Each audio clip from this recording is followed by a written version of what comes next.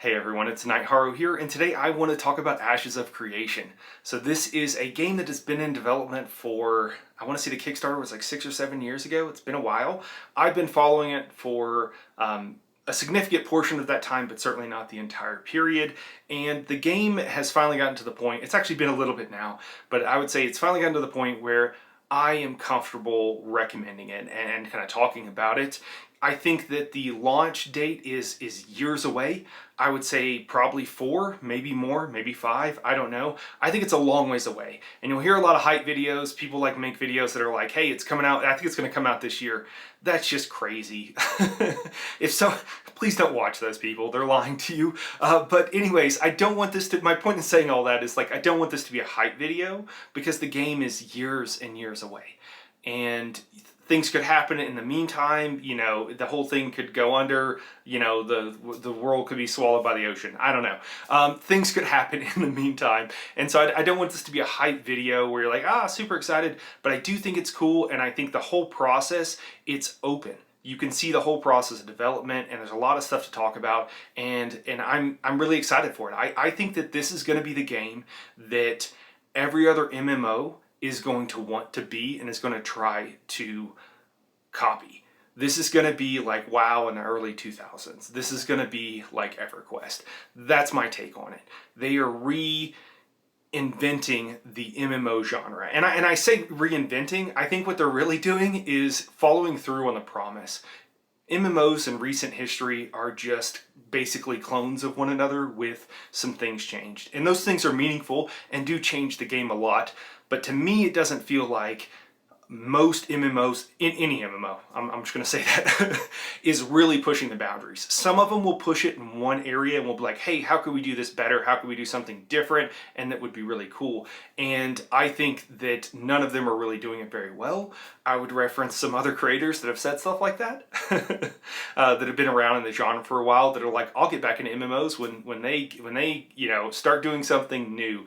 And I think for ESO, for me, is a game that I play a lot, and I love the action MMORPG. That is just a style I like. And I know not every, you know, game is for every person. I don't mean to trash anybody. And if there's a MMO out there that you love, I'm not trying to trash your MMO. I'm just saying what I like and what I think. So I think action MMORPGs, the non-tab targeting kind of thing, like you can have soft targeting where you do tab some, but if like tab targeting is the main way you target somebody, I'm just not into that. I want to move forward. I want something a little bit more difficult, a little bit more engaging.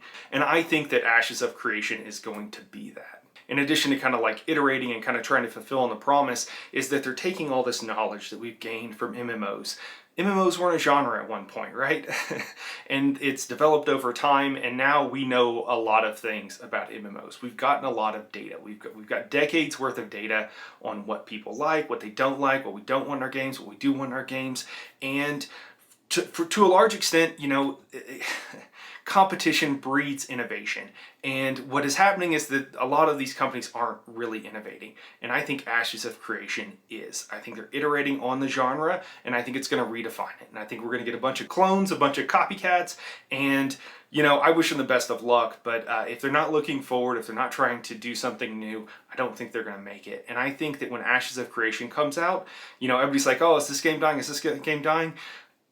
I don't think MMOs don't really die. There's still people playing very, very old MMOs. I've said that before. We've talked about it before on this channel. But I think that when Ashes of Creation comes out, you're going to see the player base on all these games nosedive, because they're all going to go over, and it's not going to be New World where they go over and then they realize it's a buggy mess. I think that it's going to be the game that people are going to stick with, and I think it's going to become a cultural phenomenon. So why do I think that? I just said a bunch of serious statements, and time will tell if I'm right or not.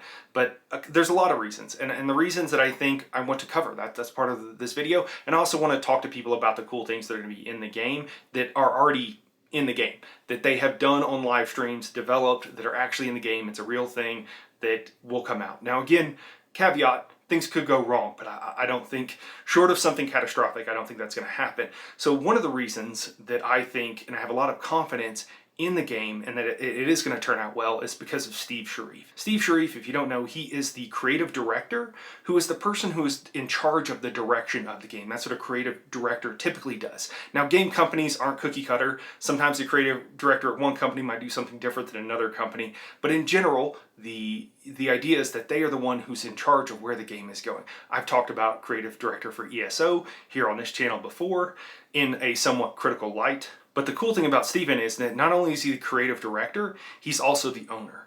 And he's also a gamer. And he was a gamer first. And he wants to make, and when I say he wants to make, the reason I can say that with confidence, he's been saying the same thing for like 6 years, 6 or 7 years since the game started. They started development. He wants to make a game that is for MMORPG players. That's what he wants to do. And it seems like he's doing a great job of it so far. And I think that having a person who's in charge, who has the money and is responsible ultimately for the company, who really wants to make something cool, new, and innovative, and isn't just trying to squeeze every last dollar out of the player base, that is what I want. And I want for Steven and for Ash's, Intrepid Studios, I want them to make boatloads of money. I want them to make stupid amounts of money because I want all these game companies to see that if they make something cool, if they make something innovative, if they make something that players want to play, that they can make a ton of money. And that the only way to make money is not just by crown sales or by gambling mechanics or by microtransactions. I want them to see that I personally want to spend more on the games, and I want companies to figure that out. That there's a lot of us who maybe start out, we were 19 or 16 or whatever when we started playing. Maybe we're 8 when we started playing a lot of these games, and that, even if we're not there now, we're going to get to the point where we have more disposable income at some point, and we want to spend it on the games that we love. And there is, if you think about the amount of hours that we play MMOs, and you think about the cost per hour, it's a wicked deal for those of us who play a lot, right? And so I think for a lot of us, if you go out to a movie in the US at least, it's over $10 per person, and you're probably not going alone. So you're $20 for 2 hours. So, and a lot of places it's like 15 or closer to 20 if you're in like a large city. So you're looking at, paying most of your entire subscription for an MMO of around $15 a month for 2 hours of entertainment. And most of us play way more than that in a given week. So easily 4 times as much we could pay, and we would probably think it was a good deal if the game was what we wanted it to be. And it wasn't microtransactions and all this stuff. And I'm not saying there won't be microtransactions in Ashes of Creation, but I'm saying the core game and the things that they want to do are in line with what gamers really want. Earning things in-game, not just buying them. And that, along with a whole bunch of other reasons, is why I think Ashes of Creation is going to be successful and is going to be the game when it comes out, as far as MMOs are concerned. I know that was fairly grandiose, but moving forward, what I want to do is talk about Ashes of Creation. I would love to do it like once a week. But if I do that, it's going to be very much like, hey, here's a cool thing. Hey, let's talk about this. Oh, last week there were some questions about this. And we might do that kind of format. If it's a little bit less infrequent, or a little bit more infrequent rather, then we might do a little bit deeper dives and like, hey, today we're really going to talk about this. And so, if you have questions or if there are things you want to know, or if you're like, hey, I heard this or whatever, this seems terrible, and you got questions about that, throw them down in the comments. I will absolutely look through them, and I will get back with you as I can, certainly, and I'll answer them maybe in the next week. And so I just kind of want this to be like a weekly thing where and it might turn into a monthly thing if I don't have enough content, but I think there's a lot of backlog, so that's what I want to do moving forward. So let me know if there's things you want to talk about, what have you. I kind of want to address some common fears and things that I've personally had, and then once I looked into the system and the way that game is actually being made, my fears kind of went away. One of them is that always on PvP. Saying that is like, saying that in that way is kind of like thinking about old school always on PvP. It is so different that it's not the same thing. We're comparing a Model A, so one of the first cars that was mass produced, to like a modern luxury vehicle, right? Yes, they both have four wheels. Yes, they both have engines, but one of them is probably electric and the other one's not. One of them has, Bluetooth and connects to the internet and et cetera, et cetera. You can't really compare the things. And there's a lot of stuff with that where like so many things that the way the game is designed to prevent griefing, to prevent, frustration and what have you. And sure, it won't be a game for everybody, but I think even the casual PvP person will be very happy with it. And I think if you want to avoid PvP, you're going to be able to do it fairly easily. I could be wrong. We'll have to see how everything shakes out. But the point of the game is not, hey, you run around and it's just free for all, mass murder going on. There's a lot of systems that just will completely prevent that. And those are things that I want to talk about, but that's just one example. I don't want to make this video go, I think we're already at like 10 minutes or something. I don't want this to go longer than it needs to be, but if you're interested, if I piqued your interest, I would just say, hey, watch a couple of videos and see if there's not something here for you. Because again, after I've looked into it fairly intensely, fairly in depth, I've come back with a totally different mindset and understanding. These are people that, and this is true of maybe most most people that get into developing games. This is true of most devs. They a lot of them, they got into it because they love games and they want to play cool games. They want other people to make cool games, whatever. And then there's the money people. And they're the ones who ultimately decide what's going to happen. And if the game is ever not making money, they pull the plug. And a lot of times they're the reason that the game isn't making money, because they do things to do money grabs or because they want to copy some other game that came out. And that is not the case with Ashes of Creation.